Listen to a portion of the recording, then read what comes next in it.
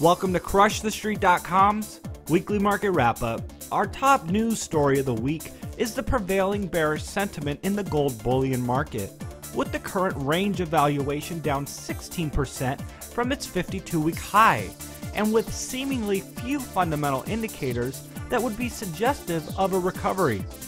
The mainstream media has pounced on the latest round of negative outpouring towards the precious metals complex, with Yahoo Finance running multiple articles and feature pieces, with some implying that gold could eventually break below the $1,000 barrier.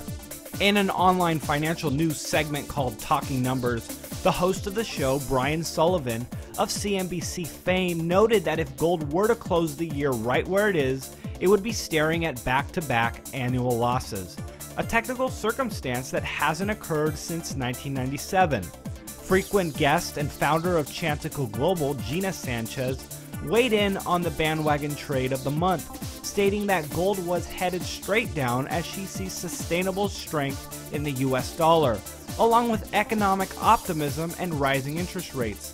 These factors, combined with possible deflation in Europe and inflation in China, would contribute to bullion's demise. Ari Wald, head of technical analysis at Oppenheimer & Company, stated that they were playing for lower gold prices, taking concern in the fact that long-term support at $1,200 failed to hold true. Until gold can stabilize, he argued, there is downside risk to $1,000, although he suggests that this may be the ultimate support level, noting that between the years 2007 and 2009, this price point was strong resistance. Under traditional technical analysis beliefs, prior support levels of resistance serves as support lines for future price action. On the surface, the described events appear to be forming a perfect storm of bearishness towards the bullion market. However, some important counterbalancing evidence needs to be considered. Fundamentally, the labor market is not nearly as healthy as advertised. Between 2008 until the middle of this year, data from ADP National Employment Report showed a contextual imbalance, with heavy losses in construction and manufacturing only being offset by a small increase in professional and business service jobs, a broad category that also includes temporary help services. In other words, jobs that reflected the strength and prestige of the U.S. economy were replaced with seasonal or unsteady work. The failure to add substantive employment opportunities to the economy is also a failure of Ben Bernanke's policy with regards to quantitative easing, since the labor market in the context of net productivity is actually negative. Overall demand is negative, and thus prices soon follow suit. Eventually, if this trend continues, prices will become so depressed due to the lack of real opportunities in the marketplace that aggressive inflationary policies will likely be implemented.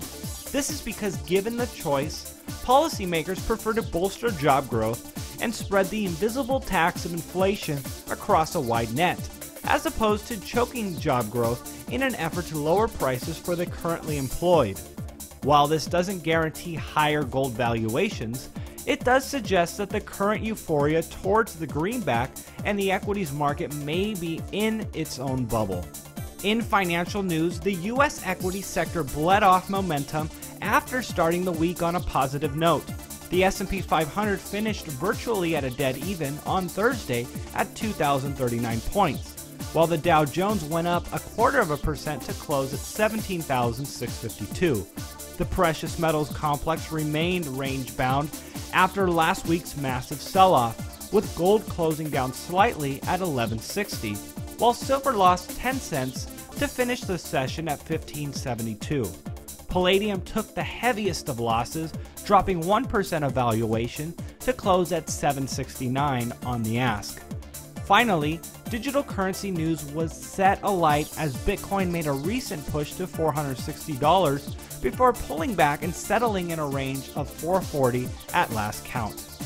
And that'll do it for this edition. Thanks for watching, and we'll see you next week.